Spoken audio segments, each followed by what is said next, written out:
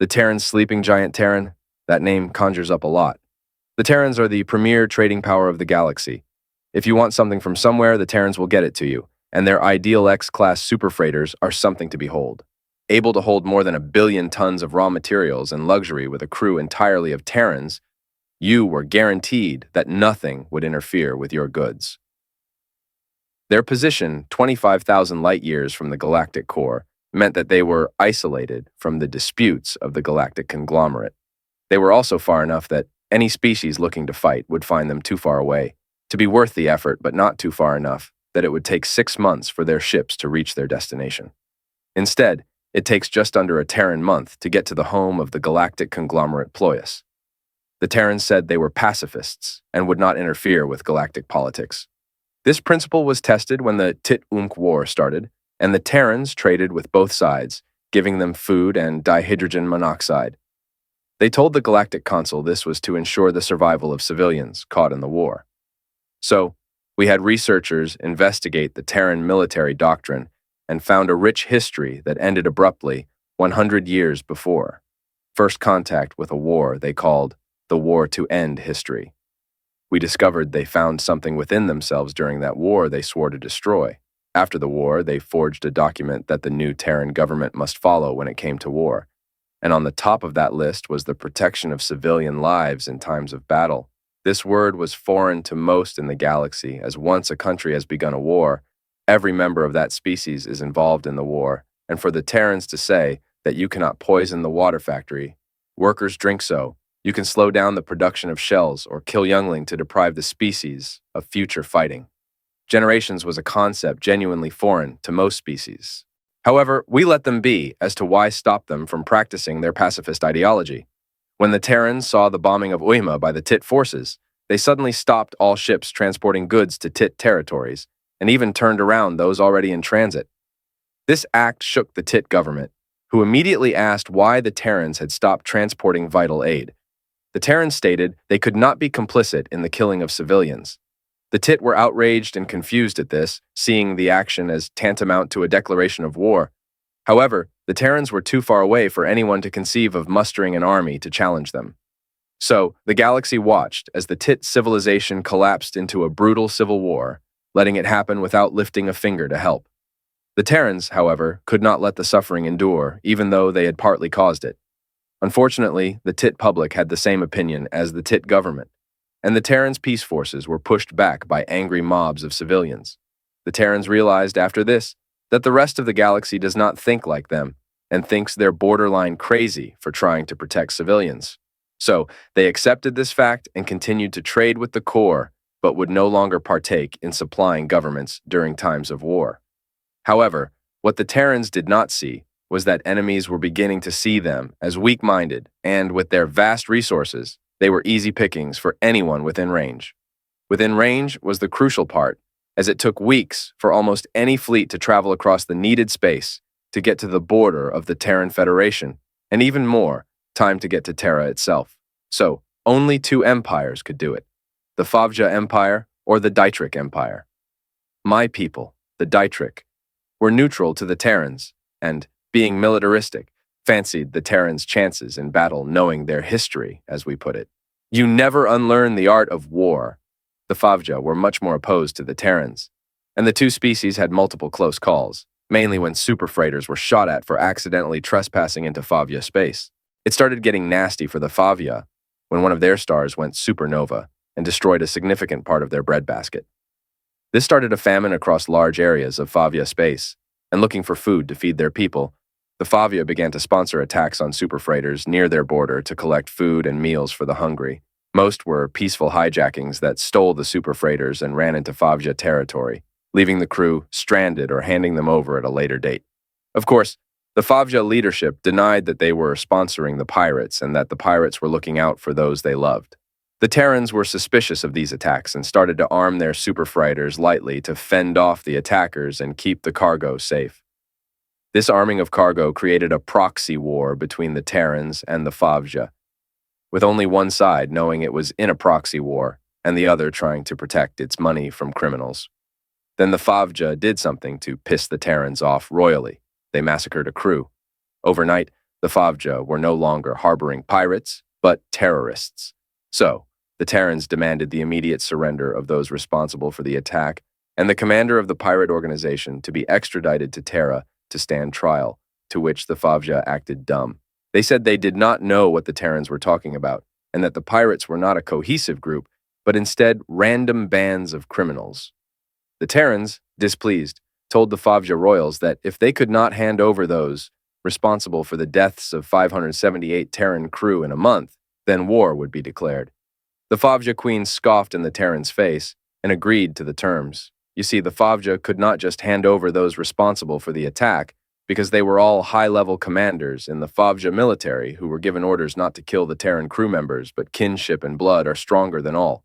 So the Favja had to protect them and face war with the Terrans as a consequence.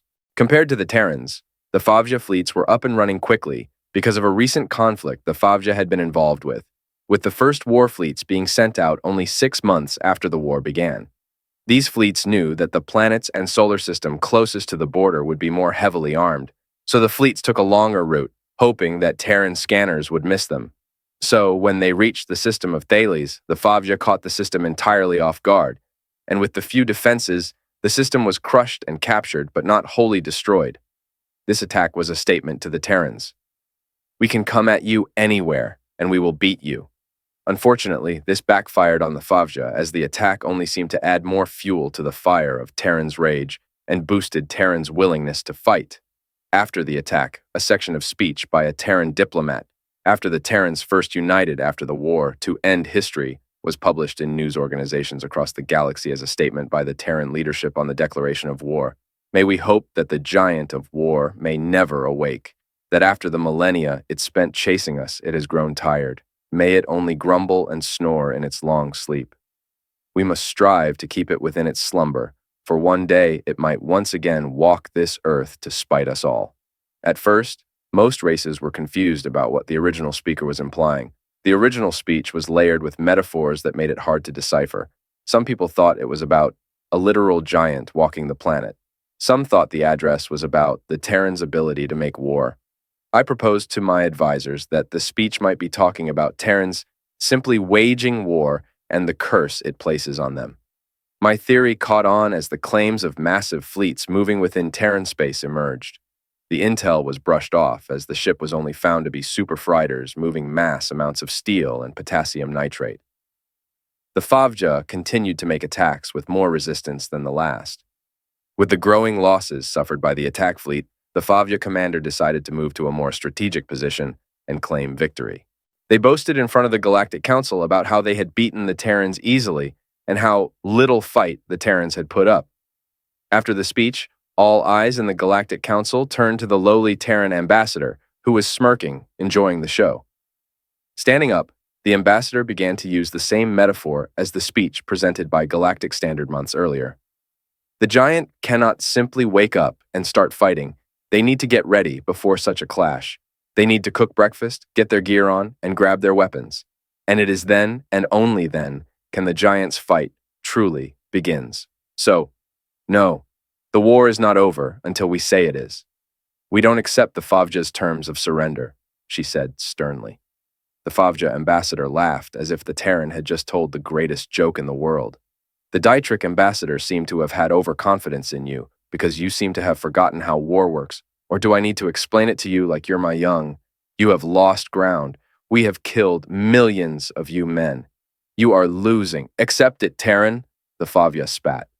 The Terran, not amused, stood up sternly and began to speak with death in her bright blue eyes.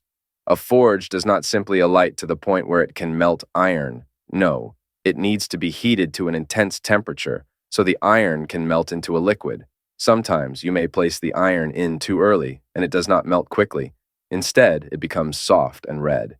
You and your race are the Iron Ambassador, and sooner or later, you'll start to melt, before walking out to silence. Little did we all know then, but things were moving within Terran space.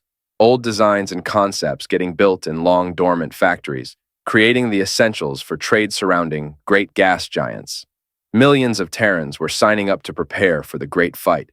Scientists concocted great weapons that could burn away a planet's atmosphere and destroy stars. Finally, An armada that spanned solar systems was waiting at the Terran borders, like it was a wall about to fall. All this is kept secret and silent for the day it is activated. That day was January 25th on the Terran calendar.